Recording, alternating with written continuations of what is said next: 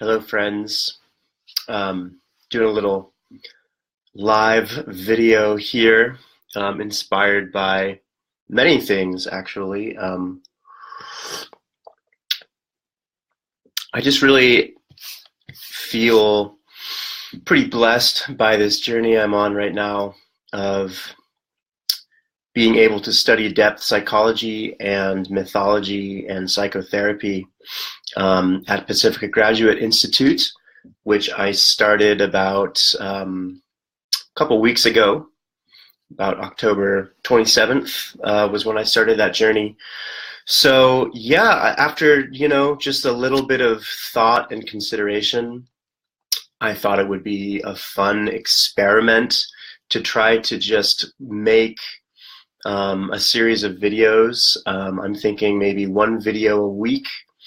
I mean, this degree I'm pursuing right now is going to take 2.5 years. So to put any kind of parameters on how many videos I'm going to be able to make during that time feels a little absurd to me. So for now, I'm just going to try to make one video a week, just to document and kind of share what's going on for me as I pursue this journey and kind of keep reading mythology and psychology and working with people, practicing my skills as I work towards becoming a therapist and a psychologist. So yeah, I just want to basically share what this journey is like, to document as much as I can, to engage with people, and just basically kind of practice sharing knowledge. So, and just sharing my excitement, because read these scholars and these incredible thinkers like Joseph Campbell and Carl Jung, these incredible people who I've read and loved for so many years. So I'm just really excited about that. I get to spend a lot of time with this guy, hanging out with Mr. Joseph Campbell, reading his books, and so yeah, I mean, I don't really know what I'm going to be talking about today, but I think just kind of reflecting on some of the things that I've read so far. I mean, for anyone who isn't familiar with Joseph Campbell, this guy, he published this book, by the way, Hero with a Thousand Faces, back in 1948, which I had no idea it was that old. George Lucas based his story arc of Star Wars after this book, essentially. And so, the cornerstone of the work of Joseph Campbell is all about mythology and myth, and how myth, or rather the absence of myth and kind of a greater story, is kind of at the heart of what is troublesome about our culture. And he asks the question, what if one day you came home and everything you knew was gone? Everyone you loved about was dead. Your home was gone. Like if that happened to you, like what would you live for? Like what would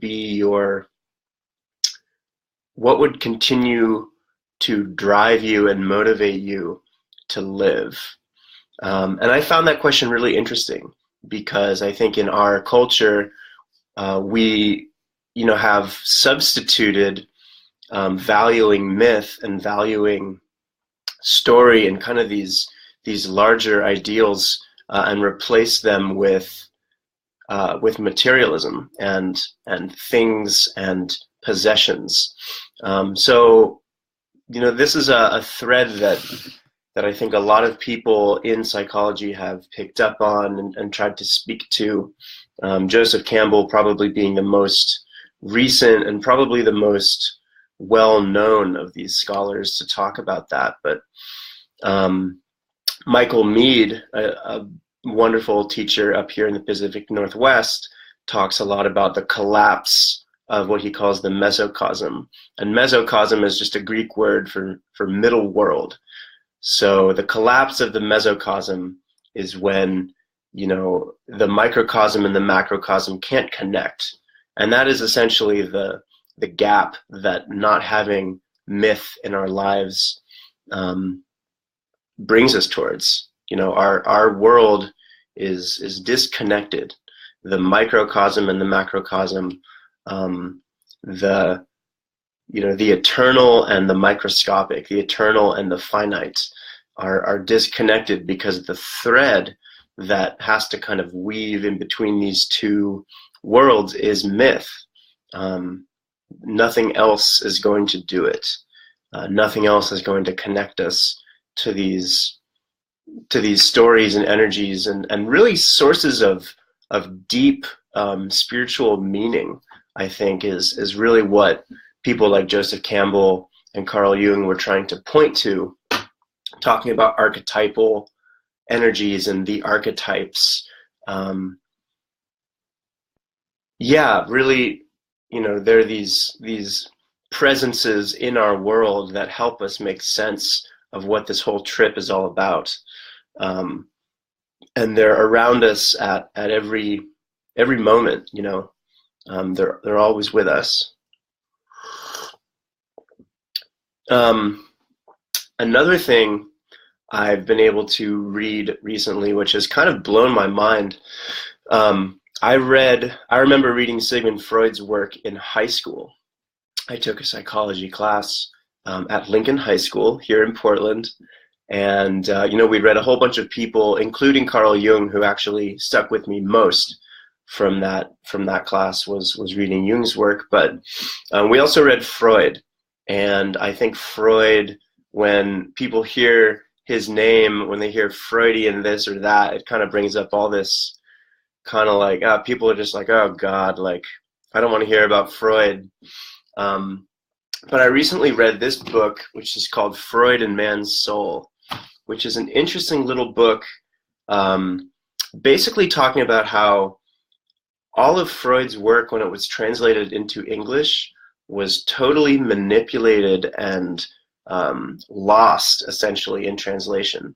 And so much of what he wanted to say, because of the sort of the politics of the American medical establishment and the American psychoanalyst establishment at the time, who wanted psychoanalysis and psychology to be in a allopathic Western medicine framework. Freud didn't want that. He actually wanted psychoanalysis and psychotherapy to be a part of a profession that had yet to be really discovered.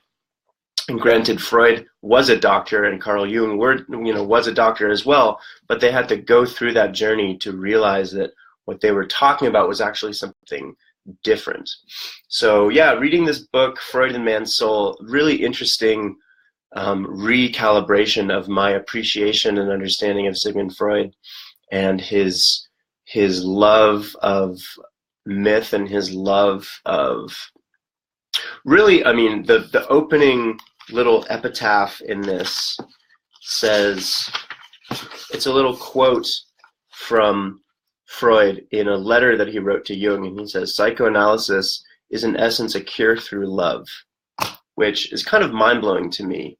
When you really actually, what this book talks about, when you really look at it, Freud was completely concerned with people's soul. You know, he used this word soul all the time.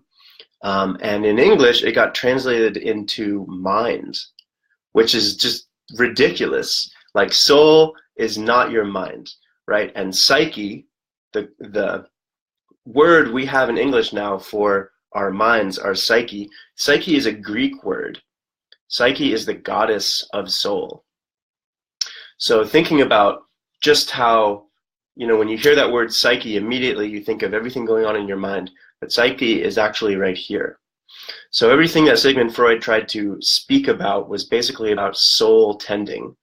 And the very word psychotherapist, which I'm training to become, psychotherapist comes from two Greek words. So psyche, which I just talked about, soul, right? And then another Greek word, which is something, I'm probably going to totally butcher it, but it's like therapeuin, something like that. Basically the root of therapy or therapist. And a therapian is a temple tender. It's a person who cleans and tends the temple of a god, right? So when you think about the word psychotherapist in English, the roots of it, the etymology of it is actually talking about tending the temple of the soul, which when I read that, it just like blew my mind. So how long have I been talking here? I really don't know. Anyways, so yeah, this is just, like I was saying, the first kind of little video journal share that I'm going to be doing hopefully every week. That's my goal. And like I said, this is a 2.5-year journey of just finishing this degree. And beyond that, I mean, it's a lifelong journey of healing and learning. So yeah, you know, my intention with this is just to connect with people, to share what this journey is like for me, to document the things that I'm discovering and the threads that I am finding speak to me, and hopefully, you know, weaving some kind of tapestry or picture out of all these disconnected threads that I'm going to be uncovering and examining and looking at and working with. So yeah, that's basically it. Look forward to more of this, and I'm happy for everyone who watched this little video. Whoever's watching now, it's pretty cool. So yeah, thank you guys, and more to come, and bon voyage.